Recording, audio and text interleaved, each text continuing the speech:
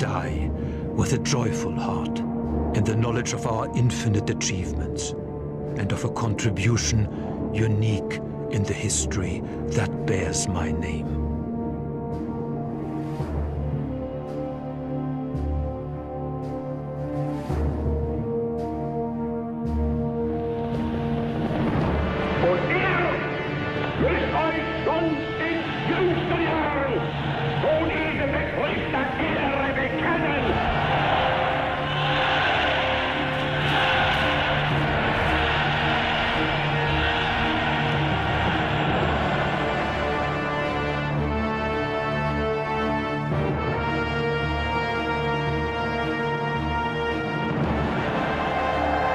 This war will not come to an end the way the Jews imagine, with the extermination of the Aryan people. Instead, it will see the complete annihilation of the Jews.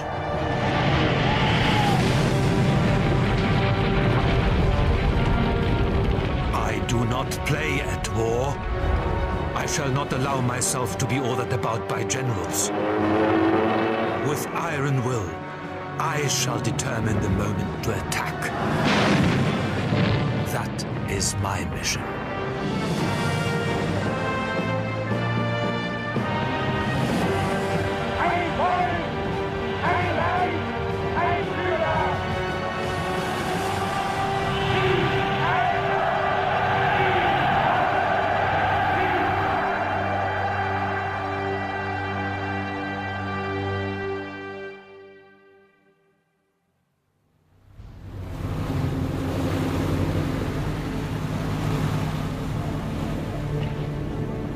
Since the end of the First World War, the German people have been living with the consequences of a catastrophic defeat. Almost half of the workforce is unemployed. One of them is laborer Hans Backer. Thousands of factories closed their doors. Many an honest German had to resort to theft to obtain food. All of us yearned for better times. Like many, I've lost all my possessions. So I have joined the National Socialist Party.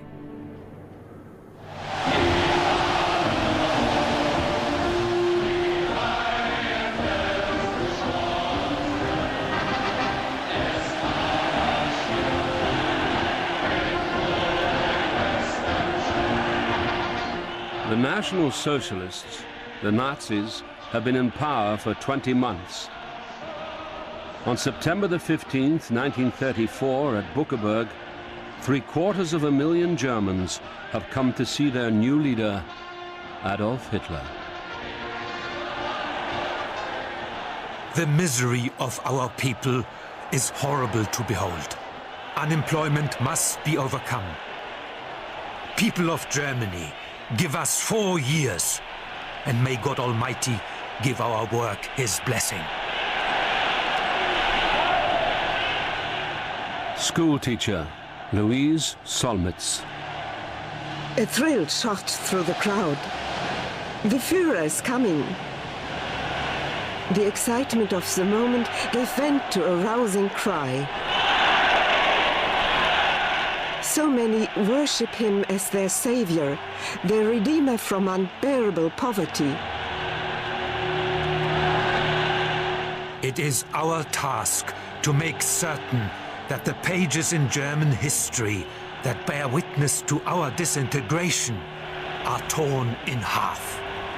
From need, misery, and wretchedness shall arise a new German Reich.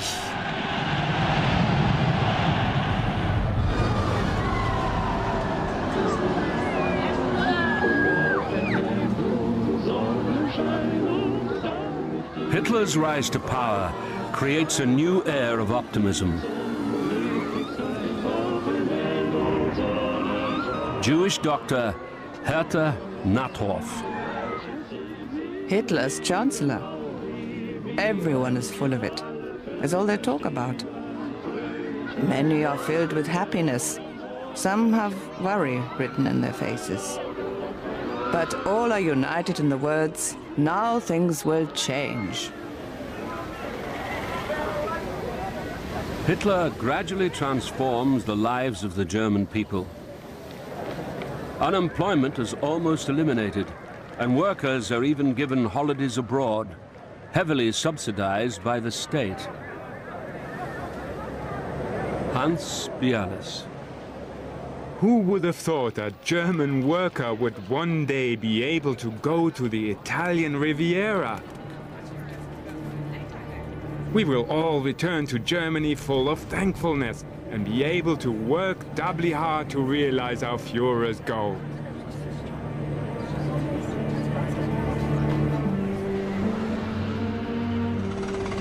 At home in Germany, the Nazis stamp out all political opposition. The police and courts are placed under Nazi leadership. All power is concentrated in Adolf Hitler. Not every one of you can see me, yet I feel you, and you feel me. The miracle of our age is that you found me. And Germany's fortune is that I have found you. September 1935. Hitler announces new laws that turn Germany's Jews into second-class citizens. Children are given new textbooks with lessons in racial education. You can most easily tell a Jew by his nose. It looks like the number 6. His lips are usually puffy. You can tell by his eyes that he is deceitful. If you have a good nose, you can smell the Jews.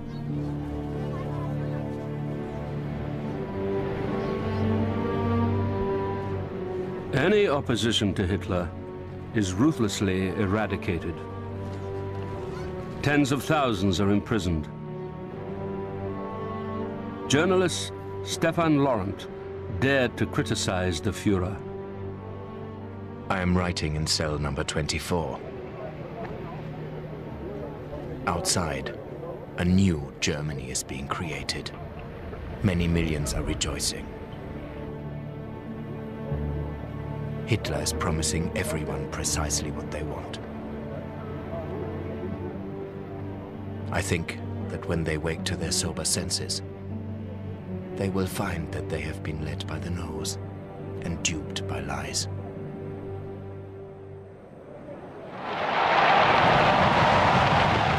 August the 1st, 1936.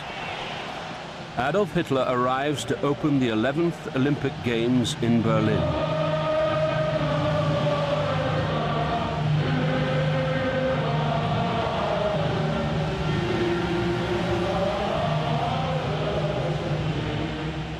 Hitler is determined these games will be a showpiece for his new Germany. Jewish professor Victor Klemperer. I find the Olympics so odious. The chanted slogans on the streets have been banned. Jew-baiting, warlike sentiments, everything offensive has disappeared from the papers. The attention of our guests is repeatedly drawn to how peacefully and pleasantly things are proceeding here. By the end of the Games, the Germans top the medal table. It is a personal triumph for Hitler. In 1940, the Olympic Games will take place in Tokyo, but thereafter they will take place in Germany for all time to come.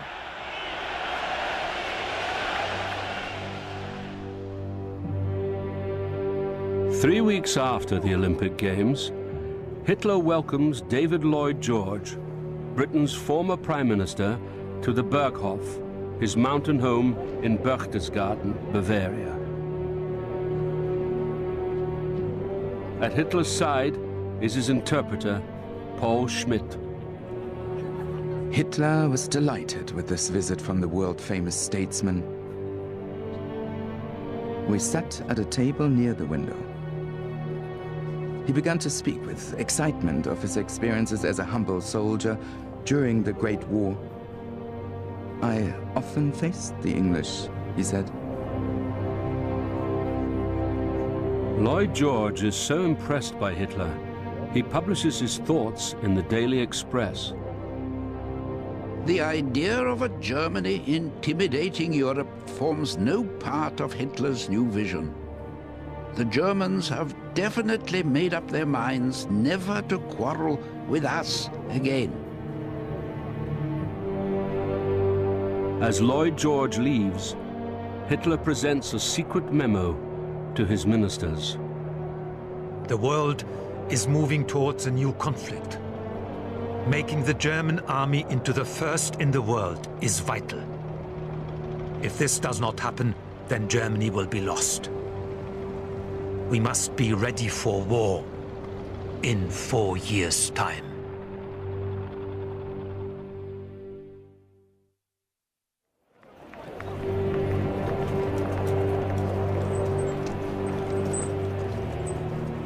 July the 18th, 1937.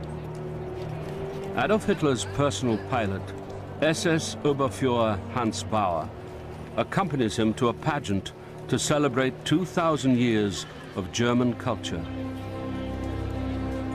Bauer is permitted to film his Führer with his own camera.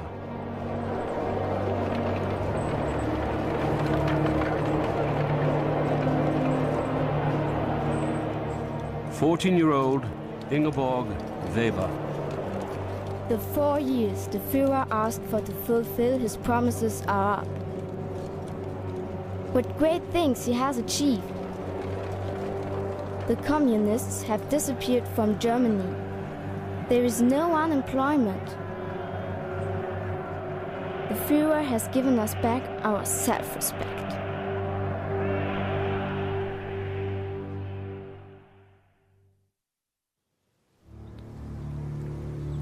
For the past 6 years, Adolf Hitler has kept a secret from the German people.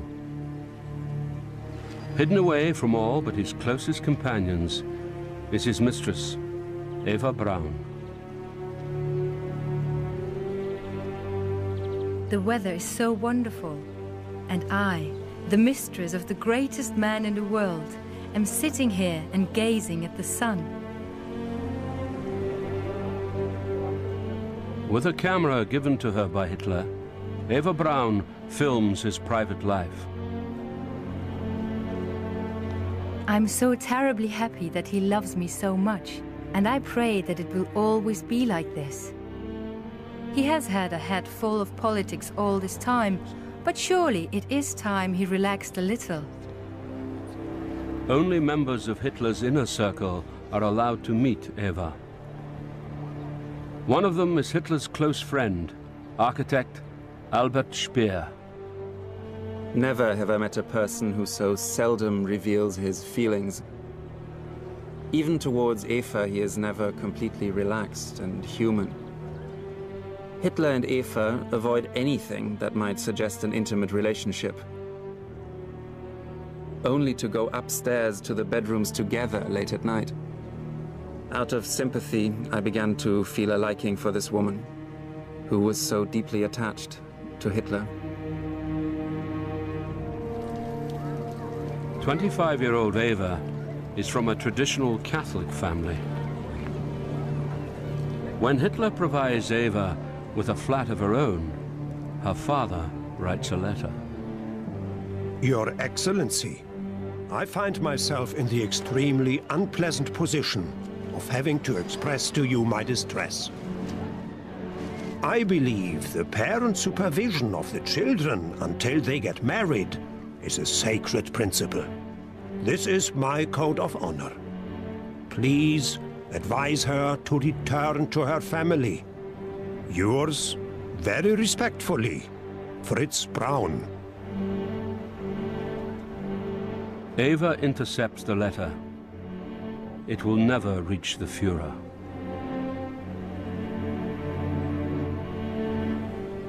Eva always appears happy, the center of attention. But the only surviving fragments of her diary reveal a different story. When he says he loves me, it only means he loves me at that particular moment. Like his promises, which he never keeps. I am utterly miserable. I shall go out and buy some sleeping pills, then I won't think about it so much. Eva has already made 2 attempts at suicide, but Hitler still refuses to marry her. A highly intelligent man should take a primitive and stupid woman. Imagine if I had a woman who interfered with my work. In my leisure time, I want to have peace. I could never marry. It's the same with a movie actor. When he marries, he loses a certain something for the women who adore him. Then he is no longer their idol.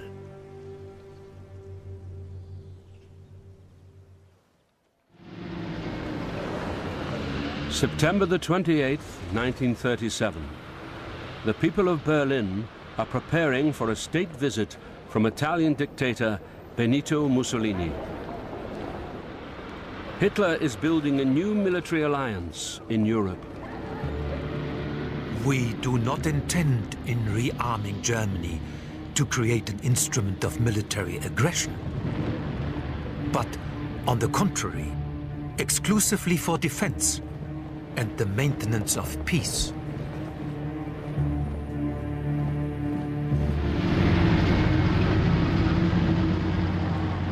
Hitler parades his new army in front of Mussolini. Accompanying the 2 dictators is Hitler's interpreter, Paul Schmidt. I had ample opportunity of observing the 2 of them. Hitler's voice was rough and often hoarse.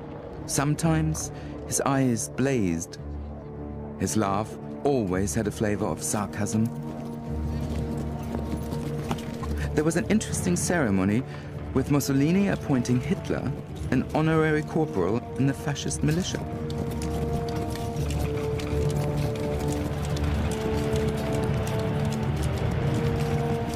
Hitler has also signed a pact with Japan. With his new axis of power in place, he is ready to make his next move.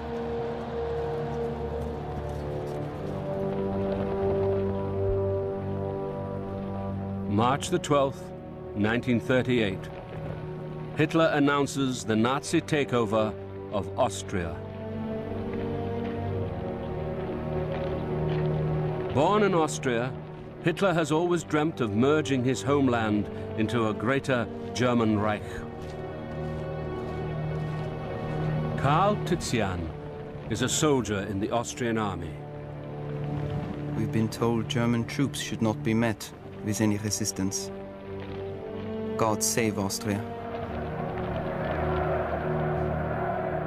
Everywhere there are people on the streets and swastika flags.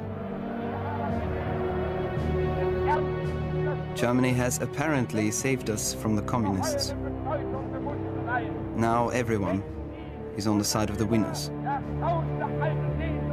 In the town of Dornbirn, 10,000 people celebrate in the renamed Adolf Hitler Square. Ein Volk, ein Reich, ein Führer. I believe that it was God's will to send the boy from here into Germany, to raise him to be leader, to return his homeland to the Reich. For me, this is the proudest hour of my life.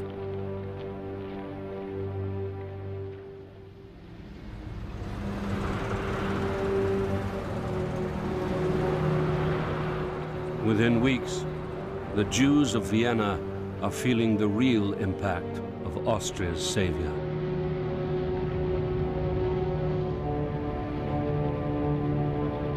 24-year-old Jewish student Edith Hahn. The Nazis are putting up signs on Jewish shops warning people not to buy there. Anybody who resists is beaten up, killed, or taken away to a concentration camp. Everyone around us has gone mad. They were born hating us, raised hating us, and now the veneer of civilization, which had protected us from their hatred, has been stripped away.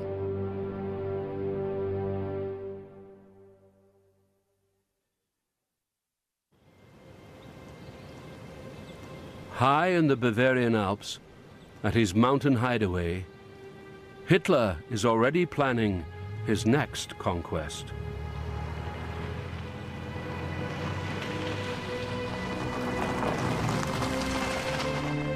The diary of Nazi propaganda chief Joseph Goebbels. Now comes Czechoslovakia. The Führer is wonderful, a true genius. He sits for hours over the map and broods. The Führer is pleased that Czechs are being so stubborn. All the more will they be torn to pieces one day. And they haven't the slightest idea what's going to happen. Poor fools. Hitler claims that ethnic Germans living in the Czechoslovak province of Sudetenland are being oppressed. German newspapers are full of fabricated stories of violence and rape. Reports of German troop movements convince the Western Allies, Britain and France, that this distant border dispute could lead to war.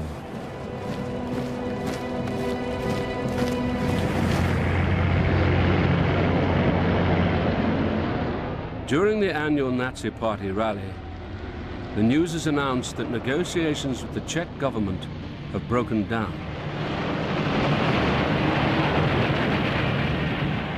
When Hitler begins his closing speech, the whole world is listening. Ein Führer! Sieg heil! Sieg heil! Sieg heil! Hat diesen Sudetendeutschen keine Geschenke zu geben. Sie haben das Recht, ein eigenes Leben zu beanspruchen, genauso wie jedes andere Volk. I demand the right of self-determination for the 3.5 million Sudeten Germans. They themselves have a right to decide to which country they belong. I demand that the oppression of these Germans in Czechoslovakia ceases. Adolf Hitler, unser Führer, Sieg heil! Sieg heil! 2 weeks later, Czechoslovakia's fate is sealed when Hitler meets British Prime Minister Neville Chamberlain. The agreement signed last night is symbolic of the desire of our two peoples never to go to war with one another again. I believe it is peace for our time. Hitler's troops are allowed to march into the Sudetenland without a shot being fired. I have made sacrifices, and I have shown great restraint. It is the last territorial demand I shall make.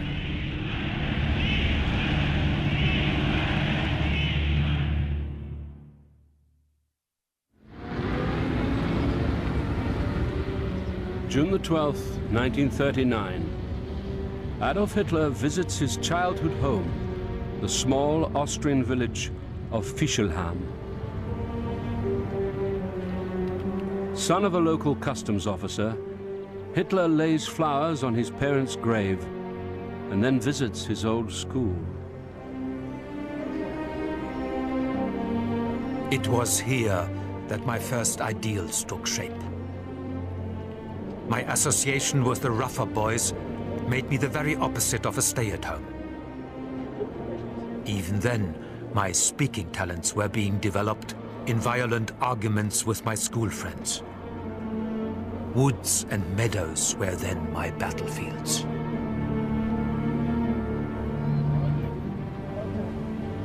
Hitler is now 50 years old. On his birthday, a woman writes to her local newspaper.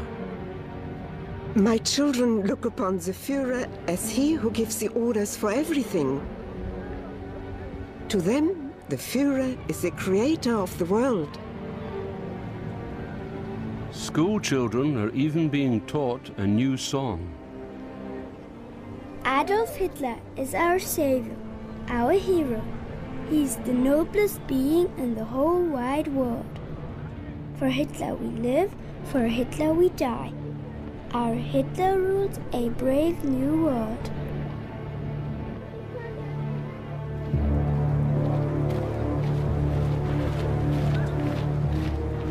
All over Germany, thousands of new recruits swear allegiance to their Führer.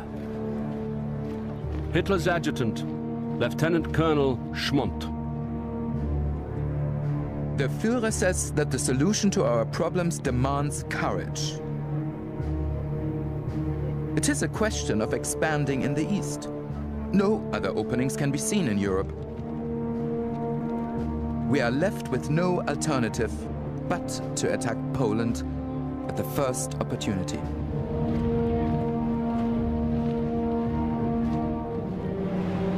This time, Britain and France warn Hitler if he attacks Poland, they are prepared to go to war.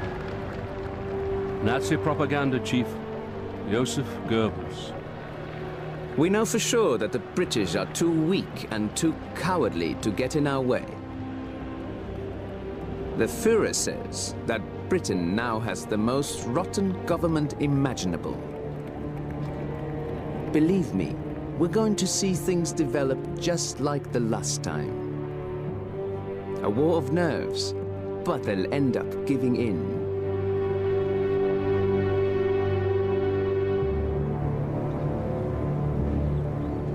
Hitler must remove one vital threat before he can launch his attack on Poland. He sends a secret telegram to the Soviet leader. Herr Stalin, the tension between Germany and Poland has become intolerable. A crisis may arise any day. It is desirable to enter into a new relationship with each other. I should be glad to receive your early answer. Adolf Hitler.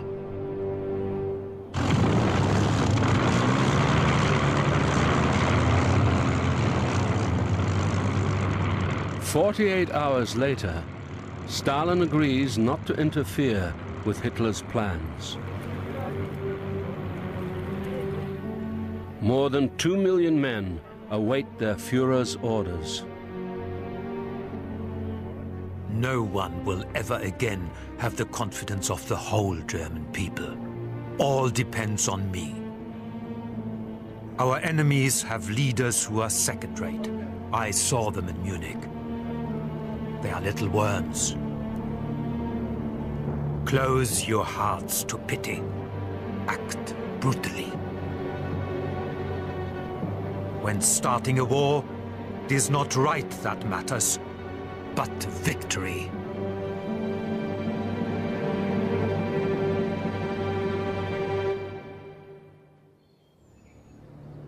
Early on the morning of September the 1st, 1939, the German army invades Poland. The news is broadcast throughout Germany by Adolf Hitler himself. Werner Hartz is in Berlin. The streets are empty, and there are no troops to be seen. There are no cheering people, such as we had at the start of the Great War. War has broken out quietly, as if under a cloud.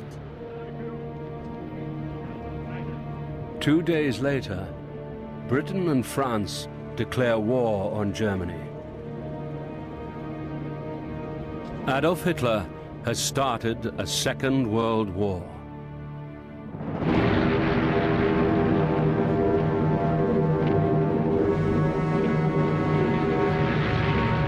captured airfield on the outskirts of Warsaw. The Nazi invasion is only 3 weeks old, but already the Poles are facing defeat. A jubilant Hitler arrives to congratulate his troops. Endless columns of the Polish army have become prisoners of war. Whatever remains must surrender and lay down its arms, or it will be destroyed. As part of the secret pact with Stalin, the Red Army invades eastern Poland. When the Poles still refuse to surrender, the city of Warsaw is devastated.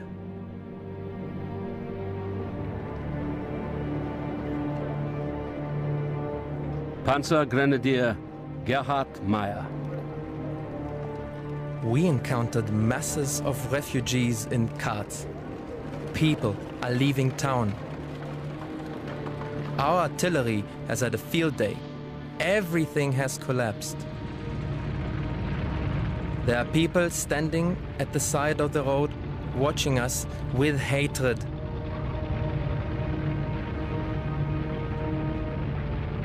Hitler's defeat of Poland leaves 70,000 dead.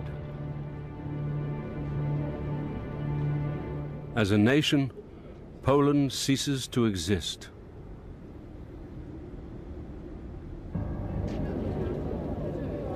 Hitler hopes that his destruction of Poland will serve as a warning to Britain and France. He makes them an offer of peace. When it is dismissed, he is enraged. Joseph Goebbels. The Führer believes England has to get a knockout blow. England's power is now simply a myth, not a reality any longer. All the more reason why it must be smashed. Before then, there will be no peace in the world.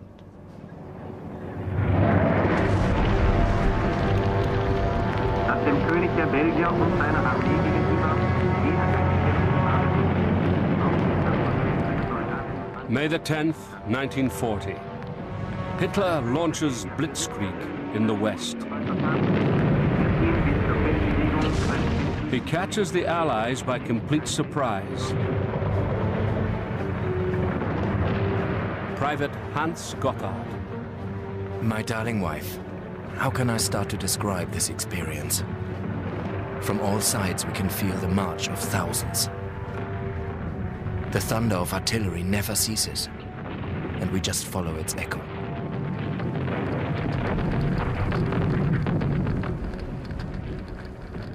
In just 2 weeks, the German army has the Allies on the run.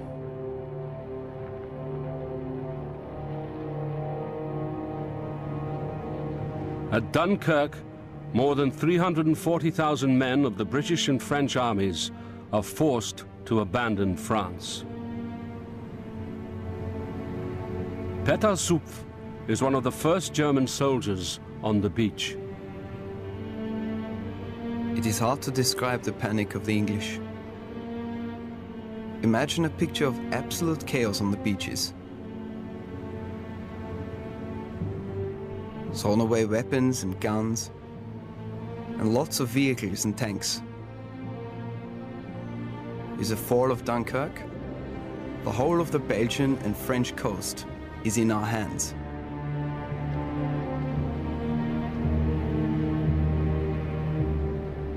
With the British army beaten, France is now alone. Hans Bauer, Hitler's pilot, films the Führer's triumphal arrival in France. Soldiers of the Western Front, you have not disappointed me. The most daring plan in the history of war was realized thanks to your unequaled valor. Our victory shall teach our enemies an historic lesson. June the 22nd, 1940. The French formally surrender. Yet for some German soldiers, the price of victory is too high. Private Hans Gotthard. My darling wife, I am completely shaken inside. Our soldiers have become childlike and cruel. When we have won this war, I can imagine all the enthusiastic speeches at home about our leadership and the spirit of the troops. I have to say it is untrue. We have only won due to our wickedness.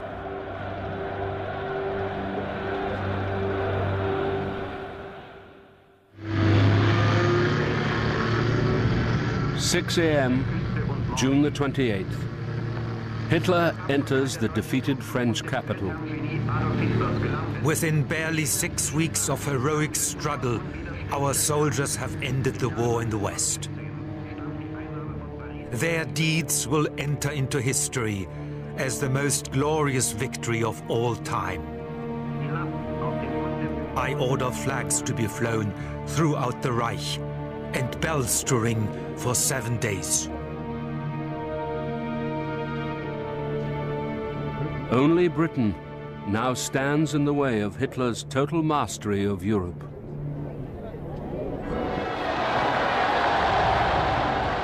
A week later, he returns to Berlin. Hundreds of thousands of people line the streets to greet him. He makes yet another offer of peace to Britain. Mr. Churchill should place his trust in me. The continuation of this war will end in the complete destruction of one of our two nations. I know it will be Britain. I direct yet another appeal to reason.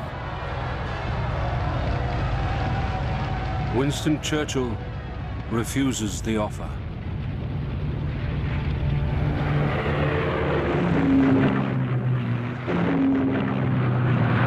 The battle for Britain has begun.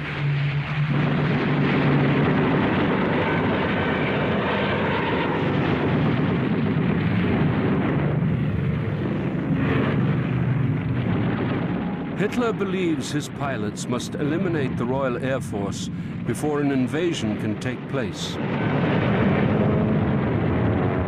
This time they encounter a more formidable enemy.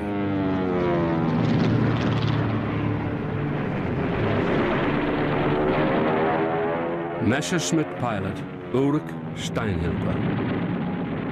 I can report I've now shot down my 4th Spitfire, but it cost me an excellent pilot.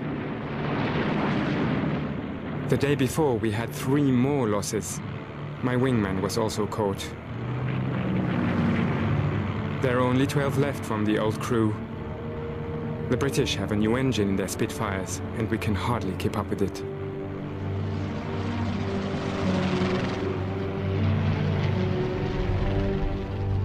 A week later, Ulrich Steinhilper is shot down over Britain.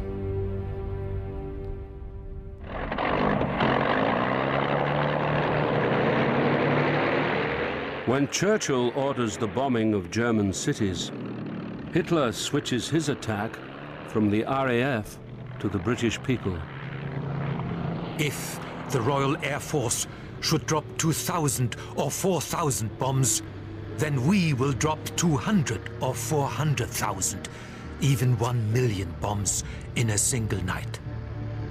If they then increase their attacks, we will obliterate their cities.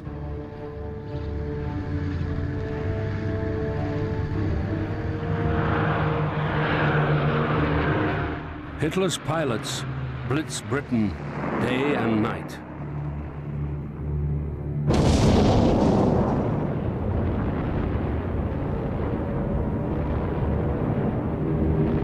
Over the next 9 months, more than 40,000 people are killed. But the British still refuse to give in. The Luftwaffe is starting to suffer heavy losses. Bomber pilot Peter Stahl. 16th of October. Our losses amount to 4 bombers and their crews. This is a heavy blow.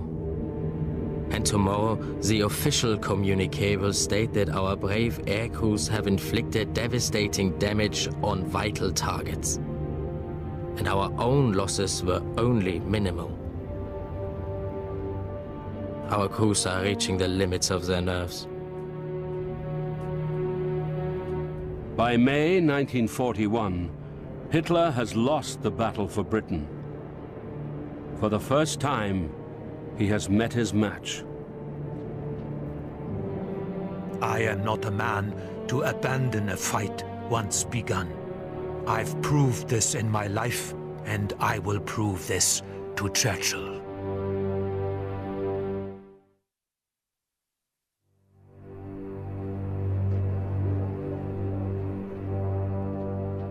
In Hitler's new eastern provinces, victory has brought a brutal new regime. The Poles have a thin Germanic layer. Below that is foul material, the Jews. The most disgusting thing imaginable. If Poland had lasted any longer, everything would be lice-ridden. A clear, masterful hand is now needed here.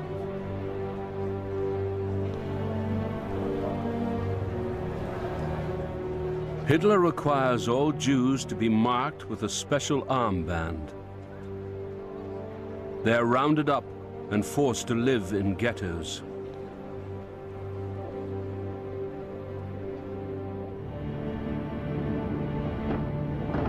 The largest ghetto is in Poland's old capital, Warsaw.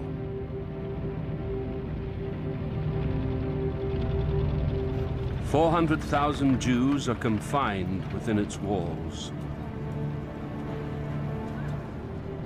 17-year-old Mary Berg. The ghetto is becoming more and more crowded. There is a constant stream of new refugees. People are ragged and barefoot, with the tragic eyes of those who are starving.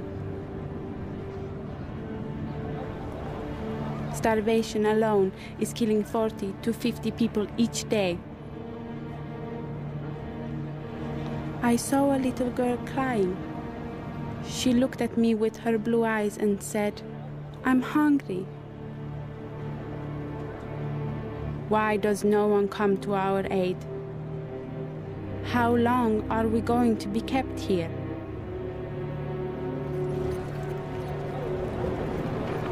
Joseph Goebbels. The Führer prophesied that if the Jews brought about another world war, they would experience annihilation. The world war is here. The extermination of the Jews is the necessary consequence.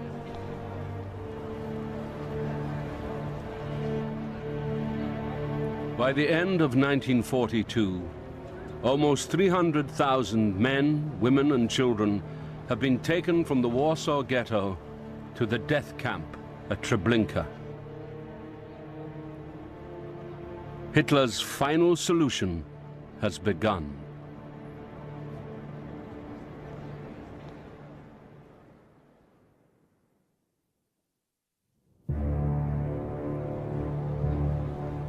After his defeat at the hands of the RAF, Hitler has abandoned his plans for an invasion of Britain. He prepares orders for a new war, this time against his ally, the Soviet Union. Chief of Staff General Halder. The Führer says that if we can defeat Russia, Britain's last hope will be gone. He believes a campaign against the Soviet Union will be child's play. Some of Hitler's generals are beginning to doubt his leadership. Deputy Chief of Operations, General Weilemont. This means that we are bringing on ourselves a war on two fronts that up to now we have been lucky to avoid. What we need is someone to oppose the Führer, but there is no one. A war to destroy communism has been Hitler's dream for the last 20 years. Communism is an enormous danger for our future. We must forget any idea of comradeship between soldiers. This will be a war of annihilation.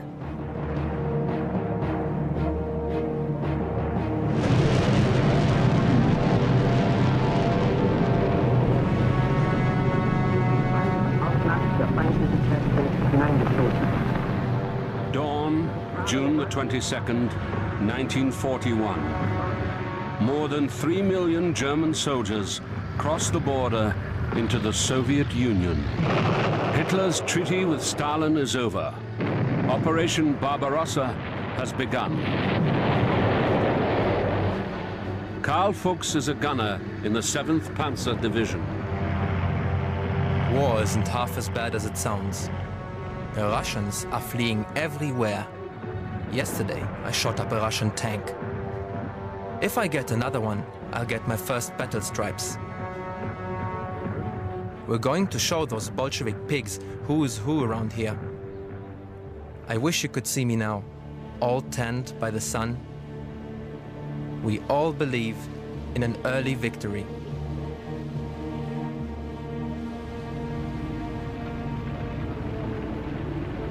An officer in the 105th Police Battalion writes home. Dear Hannah, the number of prisoners we take increases day by day. Our battalion has to take care of them. We shoot them there and then. When you know that these men have killed German soldiers, it is not such a difficult job to shoot them. Please don't read this to our son.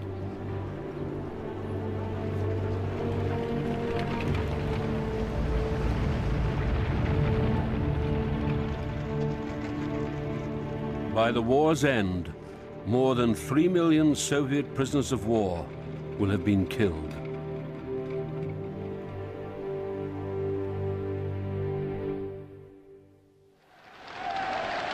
August the 26th, 1941. Hitler visits the Eastern Front.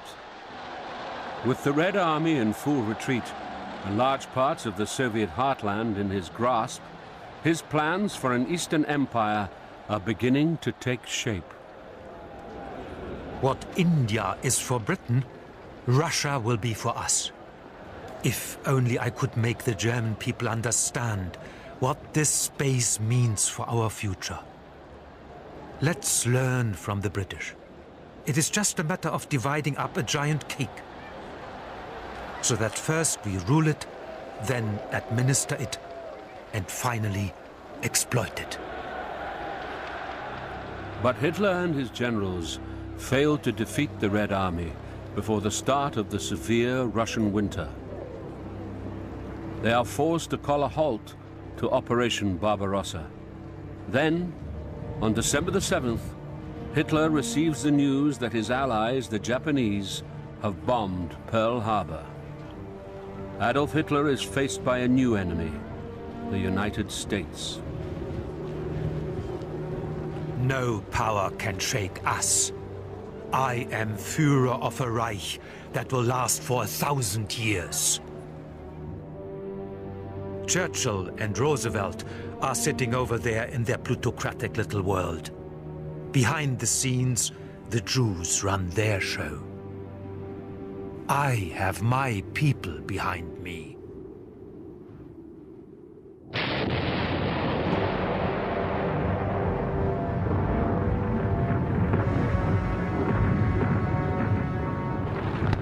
With winter over, Hitler launches a new offensive. He is convinced that the Red Army is on the brink of destruction. Lieutenant Wilhelm Prüller. At last, we're in our element again. It is we who are taking the initiative, Mr. Stalin, and neither you nor your beasts can stop us.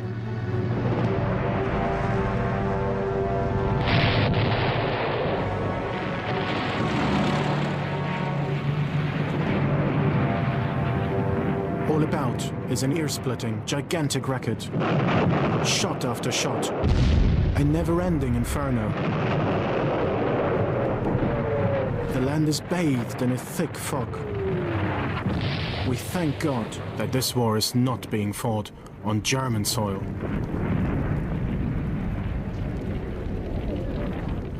When the German army reaches the river Volga, Hitler orders the capture of Stalingrad.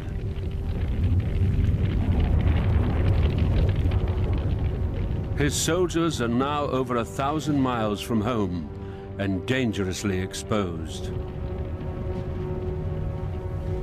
When his generals suggest a retreat, Hitler confronts them. Do you think that you can teach me what the man at the front is thinking? Where were you in the First World War? I demand from you the same toughness as from the frontline soldiers. Hitler orders no retreat.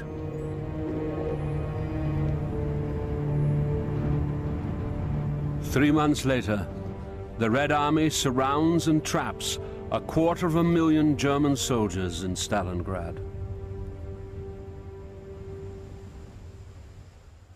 Auf Posten in einsamer Nacht, da steht ein Soldat und hält Wacht, träumt von Hanne und dem Glück. On the home front, the people of Germany are preparing for Christmas. Some of the families of soldiers trapped in Stalingrad have letters brought out by air. Private Werner Bunnemann. My dear son, I hope that this is the last Christmas that you celebrate without me. The Russians have dealt us a nasty blow. It is now minus 30 degrees here. How nice it must be in warm rooms. Next year, I will hopefully be back with you. Love from your father, Werner. 5 weeks later, 90,000 surviving German soldiers in Stalingrad surrender. 80,000 will die in Soviet captivity. Private Werner Bunnemann is one of them.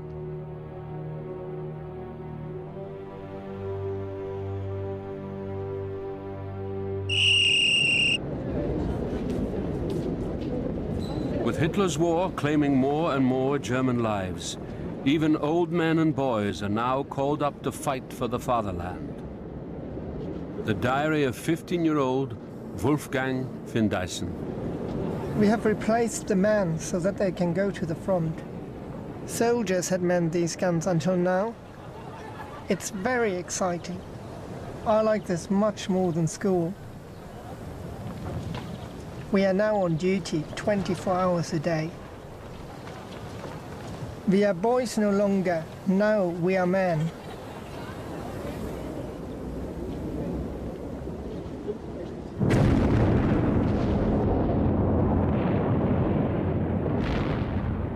Hitler's homeland is under attack from the air. The Allies have begun firebombing Germany's cities. On July the 27th, 700 British bombers target Hamburg.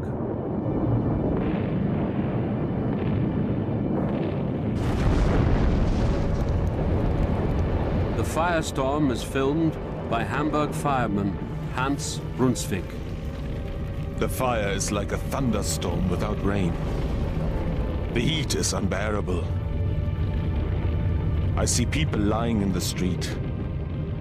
I try to help them, but they are already dead.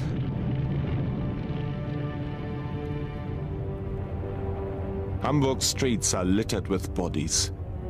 Some of them so burnt that they are only skeletons. Some are reduced to small heaps of ash. In Hamburg alone, more than 40,000 people are killed. Hitler's advisors want him to tour the ruins and raise the morale of his people.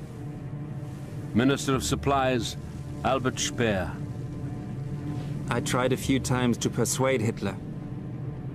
Goebbels had tried to put over the same idea, but in vain, and referred enviously to the conduct of Churchill. When I think of the propaganda value I could make of such a visit, he'd say, Hitler remains hidden away in his command bunker on the Eastern Front. If the German people are no longer so strong and ready for sacrifice that they will not stake their own blood on their existence, they deserve to pass away and be annihilated by another stronger power. If that is the case, I would not shed a tear for them.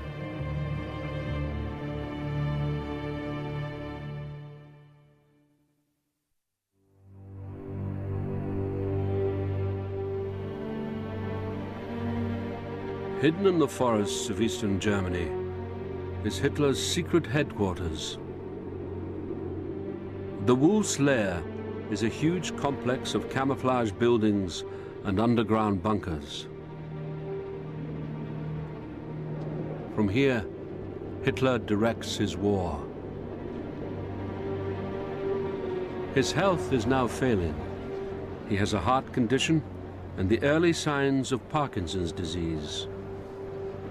General Heinz Guderian. Since I last saw Hitler, he has aged greatly. His back was bent, his hand trembled. His eyes lacked their former luster. He easily lost his temper and was then unpredictable in what he said and did.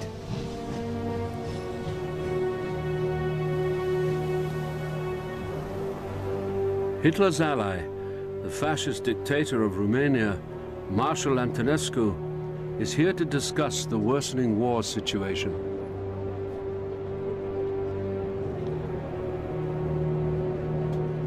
Hitler's adjutant, Nikolaus von Below.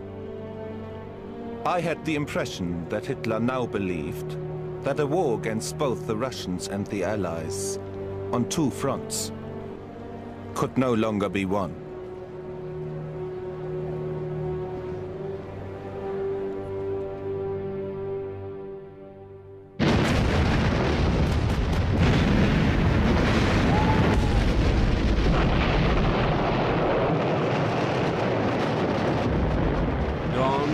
June 6, 1944. The Allies begin an invasion of Nazi-controlled France. D-Day.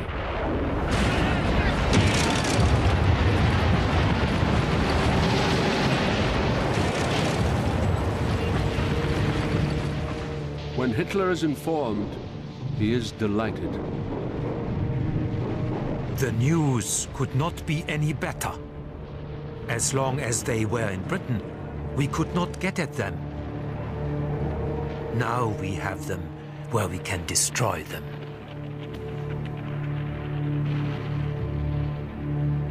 But by the end of the first day, the Allies have overwhelmed the German soldiers and fought their way inland.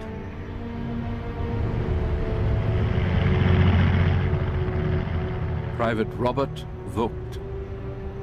We only had infantry weapons. We didn't even have a bazooka. And we were even short of ammunition. The Americans were right. They dropped leaflets in German which read, "Attacked from the front, cut off from behind, written off by Hitler."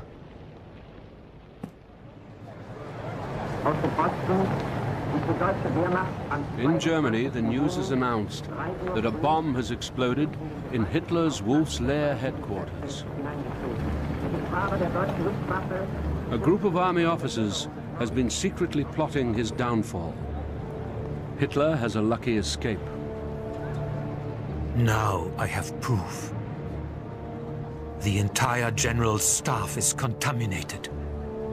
Now I have the swine who have been sabotaging my work for years.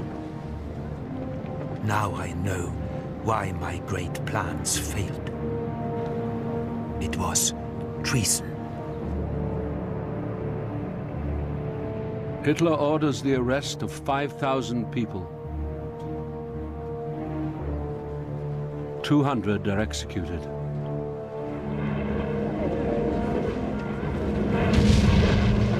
With his empire under attack from all sides, Hitler puts his faith in a new weapon.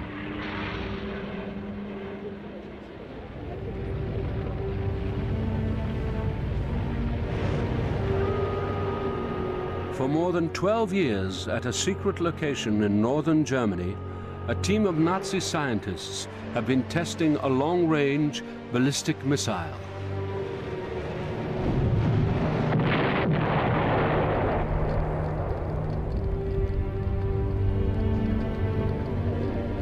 They make a special color film of their first successful launch.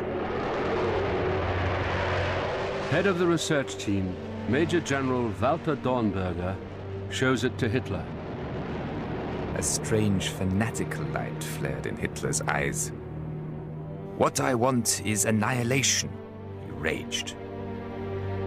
I realized that he expected this new weapon to produce a turning point in the war. Our missile has been renamed the V2, Vengeance Weapon number 2.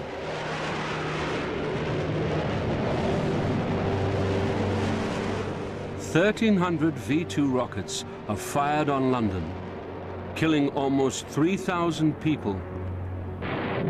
Not the annihilation Hitler has demanded.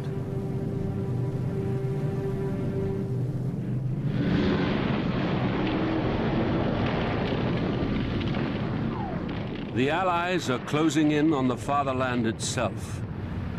Hitler is still telling his people that the war can be won. But in private, he is a changed man. I know the war is lost.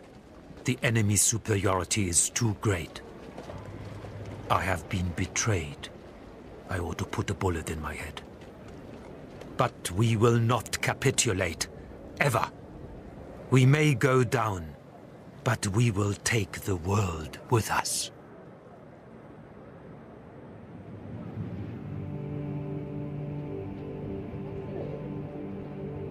April the 11th, 1945. The Allies arrive at Buchenwald. It is one of over 1,000 of Hitler's concentration camps. Udo Dietmar is one of the few survivors. The conditions in Buchenwald had reached the height of horror. People were starving.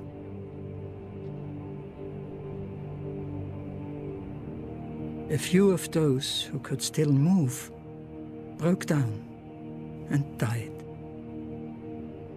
There were mountains of corpses. The crematorium and the courtyard were overcrowded with skeletons. I can still hear my dead friends. If you should survive, don't forget to tell the world of our destiny. I will never forget.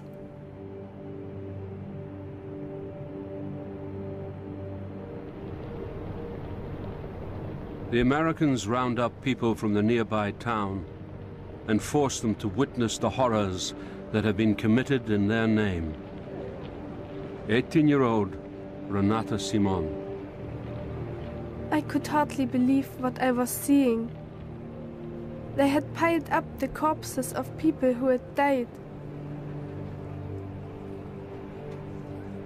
The smell was just too much.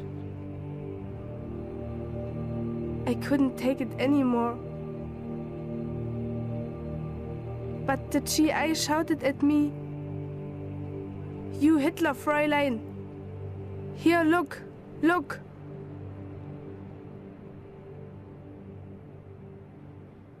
The Nazis have murdered 6 million Jews.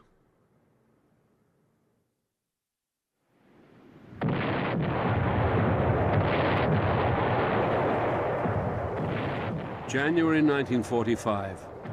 The Red Army has reached the Oder River, just 50 miles from Berlin. From his bunker beneath the center of the city, Hitler orders every able-bodied male to defend Berlin. Every soldier must fulfill his duty. Whoever does not is a traitor. Anyone who gives you an order to retreat must be arrested and executed immediately.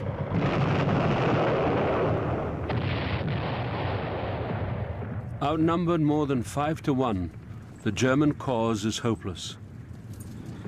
On April the 21st, the Russians enter Berlin.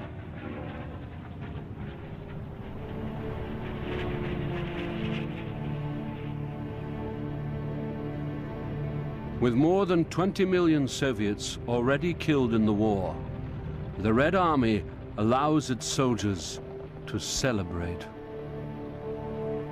24-year-old Hildegard Christoph. The Russians came. We weren't allowed to lock our doors. Holding machine guns, they herded us into an empty house. Other young women had also been dragged in. The beasts pounced on us, again and again, the entire night. A whole mob of them. At dawn, they disappeared.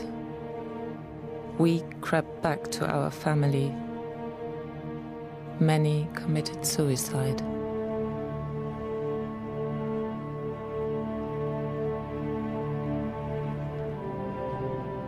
As many as 2 million German women are raped.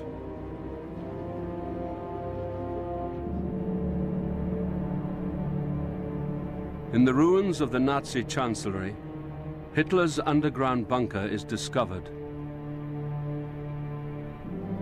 It is deserted. After finally marrying his mistress, Eva Braun, Adolf Hitler has committed suicide. In order to escape the disgrace of surrender, my wife and I choose death. It is our wish to be burned immediately. All that is found are a few charred bones. Hitler's war is finally over.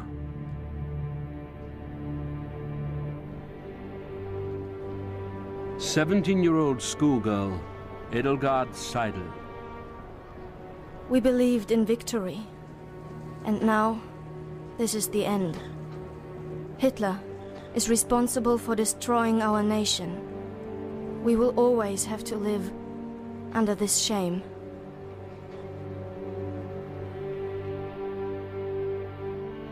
Across Europe, 50 million people are dead.